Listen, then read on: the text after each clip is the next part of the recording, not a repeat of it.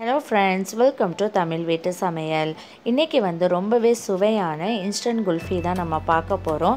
இந்த குல்ஃபி செய்யிறது ரொம்ப ஈஸி, ரொம்ப சீக்கிரமாவும் செஞ்சு முடிச்சிடலாம். யார் வேணாலும் ட்ரை பண்ணலாம். வீட்டில் இருக்கக்கூடிய சிம்பிளான பொருட்கள் வச்சு இந்த குல்ஃபி எப்படி செய்யலாம்ங்கறத பார்க்கலாம். இதுக்கு 1 லிட்டர் பால் எடுத்துக்கோங்க. அதாவது ஃபுல் க்ரீம் மில்க் எடுத்துக்கோங்க. 3 ஸ்லைஸ் பிரெட் எடுத்துக்கோங்க. அதில் இருக்கிற ஓரங்களெல்லாம் வெட்டி ரெடி பண்ணி வச்சுக்கோங்க. ஒரு கைப்பிடி அளவுக்கு முந்திரி, பாதாம் இதெல்லாம் எடுத்து வச்சுக்கோங்க. இனிப்புக்காக மில்க் மேட் தான் நான் ஆட் பண்ண போகிறேன். ஸோ அதனால் ஒரு டின் மில்க் மேட் எடுத்துக்கோங்க. ஃபஸ்ட்டு பாலை அடுப்பில் வச்சு நல்லா சுண்ட காய்ச்சிக்கணும். அதாவது 1 லிட்டர் பால் 3/4 லிட்டர் வர்ற வரைக்கும் நல்லா காய்ச்சிக்கோங்க.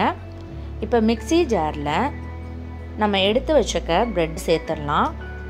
சேர்த்துட்டு நல்லா பவுட்ரு பண்ணி எடுத்துக்கோங்க. அதாவது பிரெட் க்ரம்ஸ் மாதிரி இருக்கணும். ஸோ இந்த மாதிரி நல்லா பவுட்ரு பண்ணி எடுத்துக்கோங்க. இப்போ இதை தனியாக நம்ம எடுத்து வச்சிடலாம்.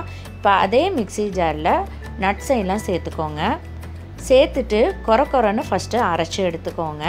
அரைச்சி எடுத்துகிட்டு அதில் கொஞ்சமாக மட்டும் எடுத்து நம்ம வச்சுக்கிடலாம். ஏன்னா இது தனியாக நம்ம லாஸ்ட்டில் கார்னிஷ் பண்ணுறதுக்கு தேவைப்படும். ஸோ அதனால் நம்ம தனியாக எடுத்து வச்சிடலாம். மீதி இருக்கிற எல்லா நட்ஸையும் நம்ம நல்லா ஃபைன் பவுடராக அரைச்சி எடுத்துக்கிடலாம். ஸோ இந்த அளவுக்கு நல்லா ஃபைனாக அரைச்சி எடுத்துருங்க.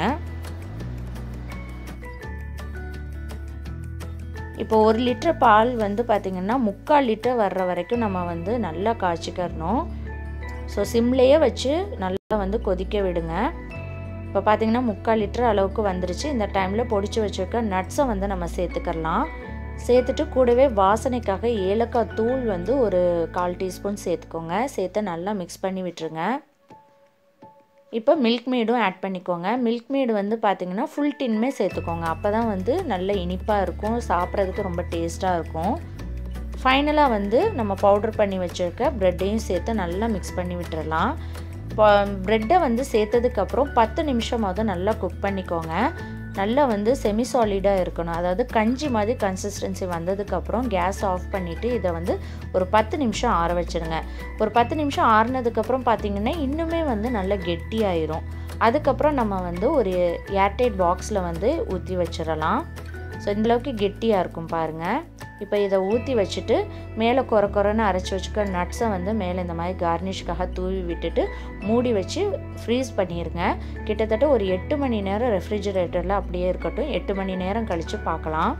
ஸோ இப்போ 8 மணி நேரம் ஆயிடுச்சு பாருங்கள், நல்லா ஃப்ரீஸ் ஆயிடுச்சு. இப்போ இதை கட் பண்ணி நம்ம பீஸ் போட்டுக்கிறலாம். பீஸ் போட்டுட்டு அப்படியே நீங்கள் பவுலில் எடுத்து சர்வ் பண்ண ஆரம்பிச்சிடலாம். ஸோ ரொம்பவே சுவையான, ரொம்பவே சிம்பிளான இன்ஸ்டன்ட் குல்ஃபி ரெடி ஆயிடுச்சு. கண்டிப்பாக செஞ்சு பாருங்கள். செஞ்சு பார்த்துட்டு மறக்காமல் உங்கள் ஃபீட்பேக்கை போஸ்ட் பண்ணுங்கள். இந்த வீடியோ பிடிச்சிருந்துச்சின்னா மறக்காமல்